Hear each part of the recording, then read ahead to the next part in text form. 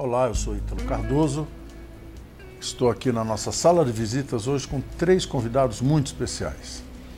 Nós vamos falar hoje sobre Apolônio de Carvalho, um brasileiro ímpar, um brasileiro como poucos, que nasceu em Corumbá no dia 9 de 2 de 1912, portanto faria 100 anos, teria feito 100 anos se estivesse vivo no último dia 9, e Apolônio morreu no dia 23 de 9 de 2005, no Rio de Janeiro.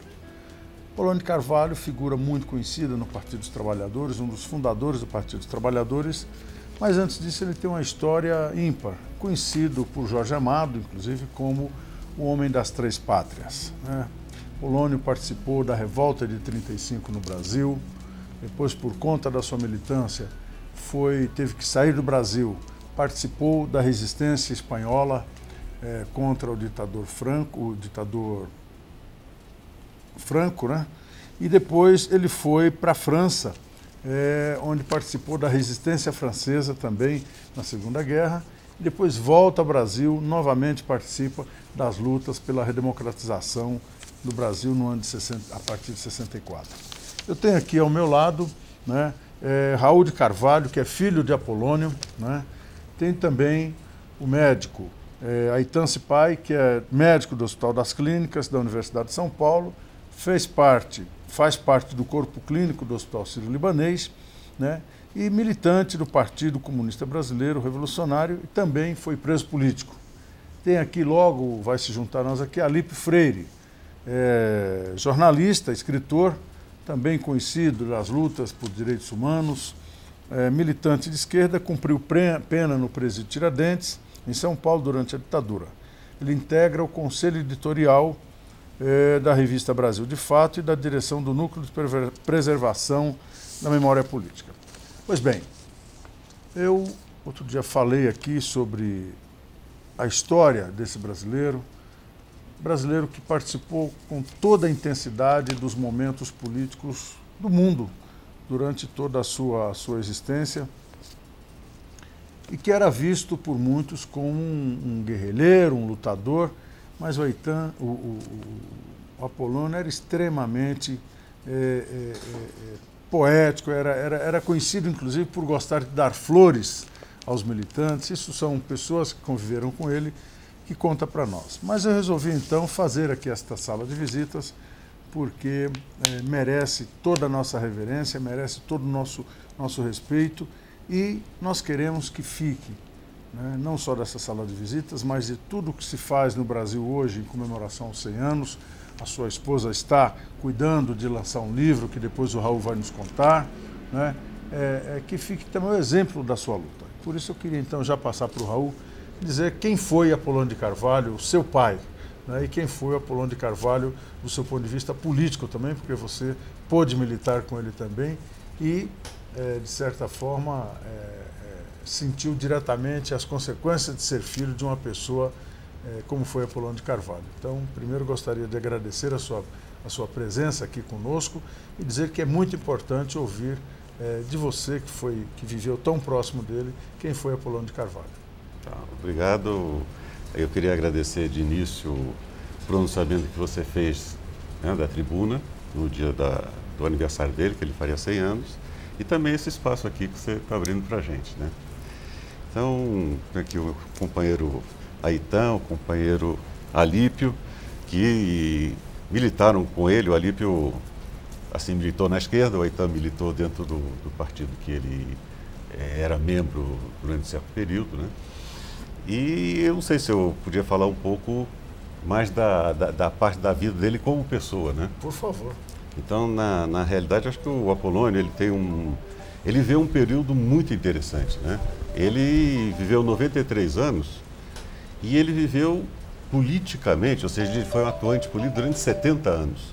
Então é um período muito grande, é um período muito interessante, né? Esse período coincide com o socialismo real, esse período coincide com toda uma transformação da sociedade, né, mundial e brasileira, né? Segunda Guerra Mundial. Segunda Guerra Mundial, e na realidade ele participou de todos esses processos, né? Ele não foi um espectador, ele foi uma pessoa que, ou seja, tomou posição, tomou partido e se jogou numa militância pelo socialismo, né? Então, na realidade, ele começa em 1935, quando tem um grande movimento que é a ANL, a Aliança Nacional Libertadora, que não é um partido, mas é uma grande frente com o objetivo de transformar a sociedade brasileira. E ele concluiu a vida dele dentro do PT, né, que era uma outra grande frente, também moderna, de transformação da sociedade brasileira. Então, ele esteve imerso durante esses 70 anos nesse processo. Agora, como pessoa, ele era uma pessoa muito especial. O Mário Lago dizia que ele era um poeta com metralhadora, né? E tem uma poesia do Marcelo Mário que fala é luta e suavidade, né? Aliando luta com suavidade, ou seja, uma pessoa que conseguia ser feliz, quando ele estava conversando aqui com a Aitã, conseguia ser feliz no meio de um processo que era um processo muito duro, né? Então, o Apolônio, ele teve sempre como grande prioridade da vida dele a militância. Então, ele era um militante de tempo integral, ele vivia para o processo revolucionário, ele se dedicava de corpo e alma, porém, ele também era uma pessoa que, do ponto de vista pessoal, pretendia viver uma vida e ter um comportamento como ele achava que devia ser o comportamento de uma pessoa do futuro, de uma pessoa de uma sociedade mais avançada.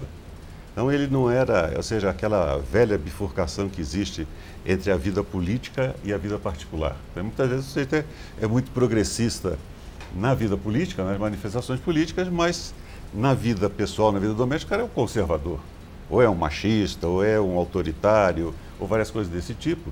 E eu acho que a grande característica dele é que ele procurava ser também um socialista como vida pessoal. Coerência, né? Coerência. Então, ele na verdade, o que eu acho notável, uma das coisas que eu acho notável nele, é que apesar dele ter militado constantemente e priorizar a militância, ele nunca abriu mão de ter uma família, de ter os amigos, de ser solidário, de ser feliz, de dançar. Ele era um bom dançarino. As moças diziam que ele era um pé de valsa excelente nível. E viver a vida.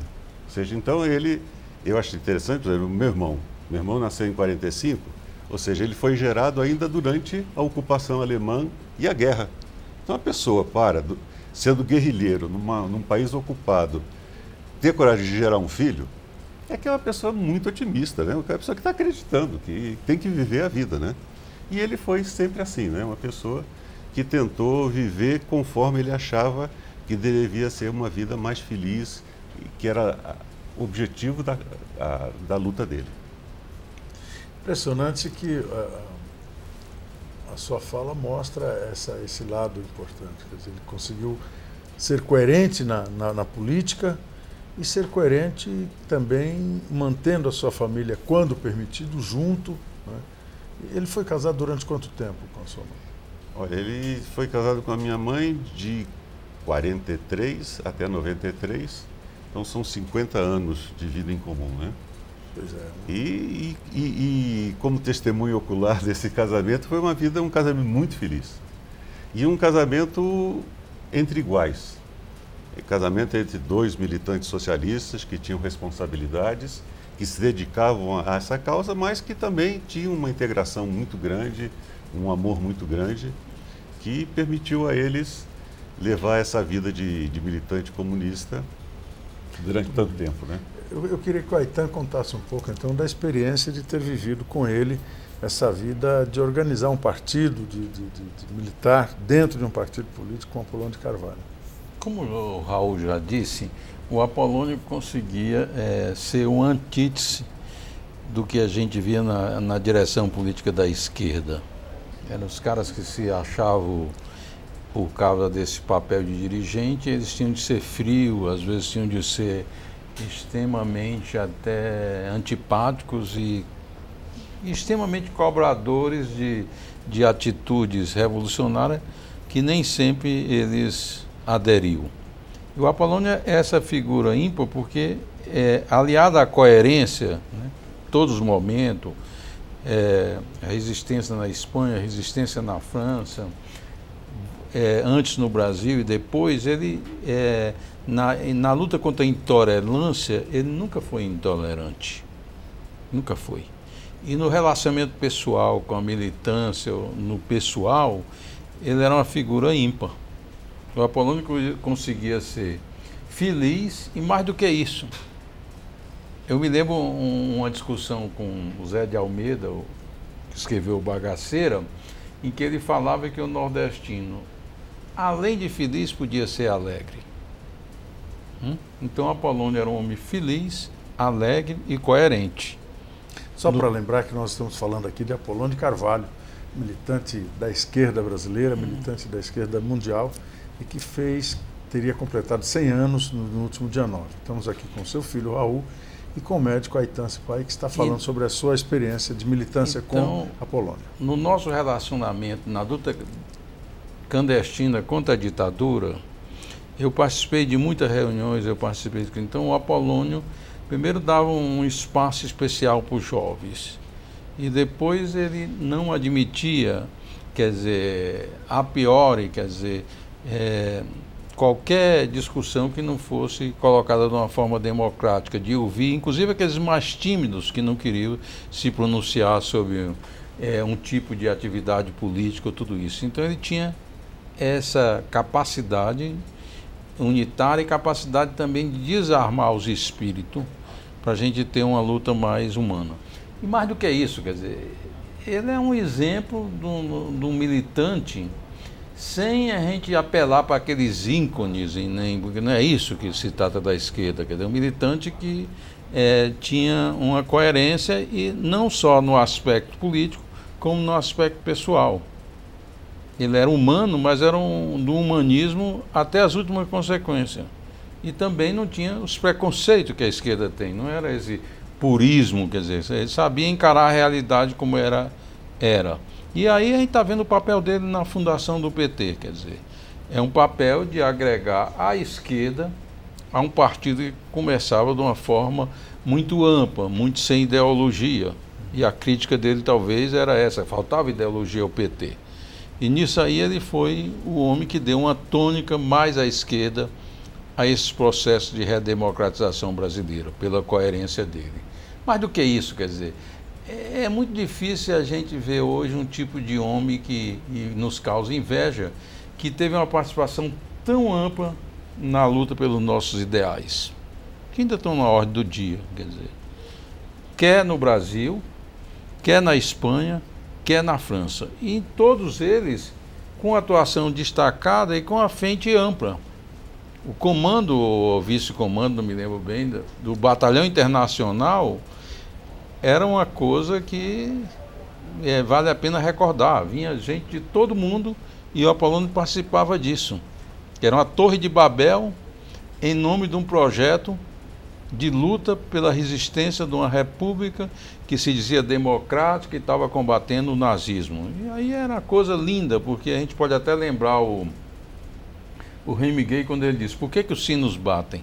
Batem por ti e por toda a humanidade. Então, quer dizer, esse sentido geral, universal de esquerda, talvez tenha tido o ápice na resistência espanhola, e o Apolônio fazia parte disso. E depois ele trouxe essa coerência, quer dizer, que a luta de esquerda não é a luta que deve ficar limitada a certos nacionalismo, a certos preconceitos, a certas pequenas divergências que não levam a nada. Quer dizer, você enxerga a realidade muito além e está construindo um futuro que pressupõe coerência, mas pressupõe também visão. Quer dizer, sem intolerância, sem falsa discussão em política, sem falsa divergência, sem sectarismo, né? Então, o Apolônio representa isso, quer dizer, uma visão moderna de um revolucionário que pode cometer erros, mas sabe muito bem o caminho que deve traçar, quer dizer, e o companheirismo, a capacidade de agregar e até coisas assim dessa cordialidade dele. Imagina que o Apolônio visitava a nossa casa na clandestinidade e ele conseguia ser amigo de todos os vizinhos. Ele saía com a minha mulher para passear, comprava rosa para ela e saía de braço dado com ela e ia jantar